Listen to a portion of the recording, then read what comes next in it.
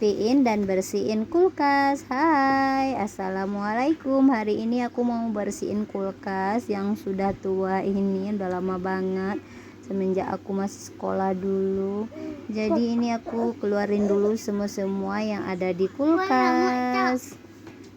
Bersihnya dikit-dikit aja ya, karena takutnya anak aku udah bangun nih. Langsung aja kita masukin belanjaan kemarin yang belum beberes nih. Masukin pertama tomat dulu, lanjut ada tahu goreng, ini aku belinya 2 macam.